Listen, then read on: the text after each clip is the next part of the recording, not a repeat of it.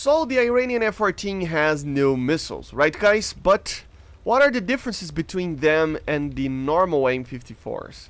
Let's take a look on some replays. Hello guys, once again it's Matt. Thank you all the members and patrons, make sure to subscribe. And we're gonna test it out 3 missiles.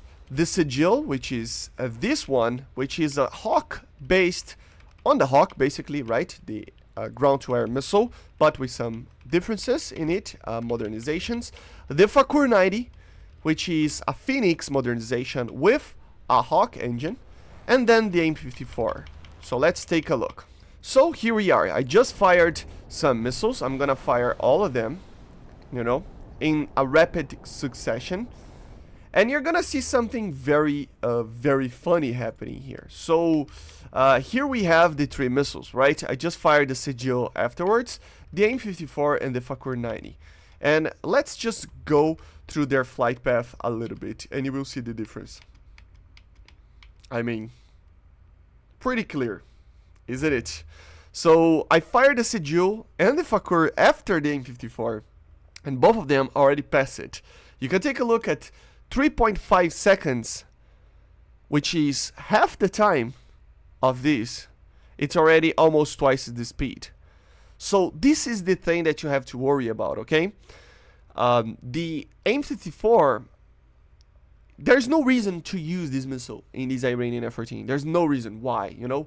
Yes, the FAKOUR-90 and the SEDJIL, they will turn less, but they have so much energy. They have such a better speed that there's no reason why not to use it. The AIM-54 is a very bad missile in comparison to this. And it makes sense, right? I mean, they are much more modern, you know, even though they are based on older missiles, they're much more modern. And you can see right here, for example, let's take a look at 9 seconds. The AIM-54 is at Mach 1.92. At 7 seconds, the FAKOUR-90 already burnt its booster and it's only on its sustainer at Mach 3.55, man. It's a much faster missile. And if you take a look on the SEDJIL, it goes in a somewhat similar way, you know. At 6 to 7 seconds, it already is at its max speed. The test was done at Mach 1.1 something at 10 kilometers, the shot, right? And of course, they both use the same engine. They are kind of the same weight. So you can see that, I mean, look at that, boys. Look at the speeds on these things. The SEDJIL is even faster. It probably produces less drag. Because look at the speed. It was fired afterwards and it's like way faster already. Way faster, no, but it's faster, right? So at 12-13 seconds, man, the missile already passed 8 kilometers. This one, half. So no reason. Think about these missiles as twice as better as the AIM-54. And yes, they will turn less, as we're gonna see in other tests that I did. The missiles, they do turn less, okay? They do turn less. But it's something that it kind of doesn't matter because the missile has so much energy that it doesn't matter. It really does not matter. It will intercept those targets at longer ranges faster than they can react. That's pretty much what it is. Think about it like this. See, he just lost a little bit of energy here. I think he stopped the burn at 30 seconds. But like at the end of the burn, it was getting to the speed that these missiles were already for the past 20 seconds. So it's a big difference. And look at the energy when the sustainers stop. I mean, this is losing energy. The SEDJIL and the FAKOUR, they're losing energy. But look at the amount of energy that the AIM-54 already lost. Look at that. So, yeah, guys. The FAKOUR, the SEDJIL, they will have a lot more energy. They will have a lot more possibilities of killing targets. And they will turn a little bit less, but it's only 3 Gs. Let's take a look properly on how much less it is on the terms of turn.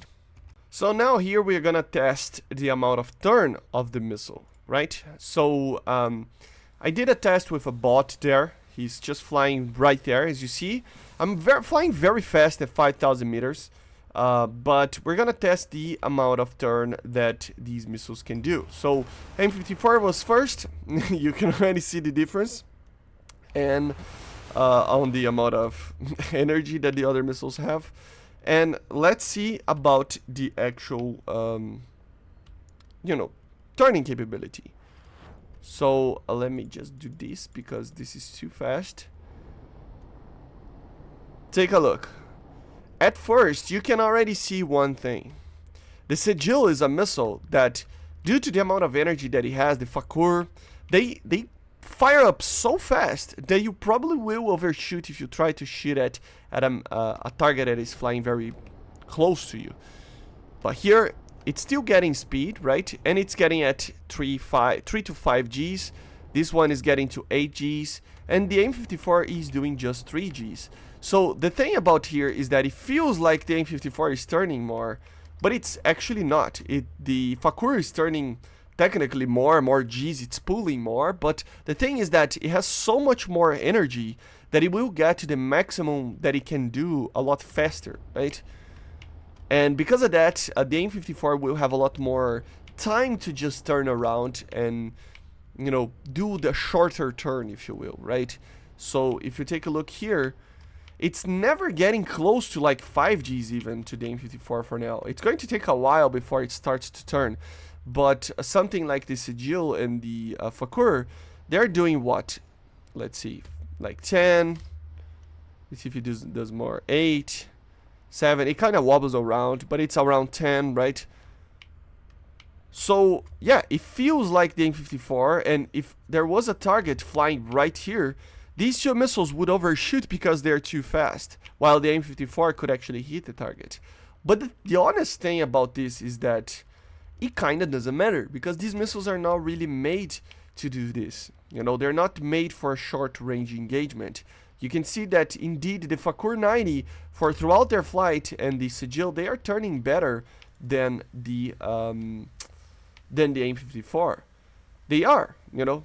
But the thing is that it will feel like the AIM-54 is turning a little bit better, just because it is a lot slower, meaning that the missile will, you know, percur a lot less distance, because it just has the time to just turn a little bit, like in a sharper way, because it's not overshooting the turn, basically, right? So this is how the FAKOUR and the SEDJIL kind of feel like. But the thing is that they have so much more energy than the AIM-54, that although they were pulling 10 Gs, after the turn, look at the amount of energy that these missiles have. They still have a lot more energy than the AIM-54, okay? Will there be situations where the AIM-54 will be better? Yes, technically yes. There will be very rare situations where you are trying to use the AIM-54 as a short-range missile, that, or if the target is really going for a turn, you know, it's really turning and stuff, that maybe the AIM-54 will be better. But the thing is that the energy of the SEDJIL and the FAKOUR is so much higher that the AIM-54 will not have the energy. I mean, look at this. Oh, sorry. Look at that. The AIM-54 is at what? Mach 1.3, guys. Do you really think it will be able to pull the 18 Gs that it needs or anything like that to hit a target when it's flying very, you know, in a various amounts of turns of situations and stuff?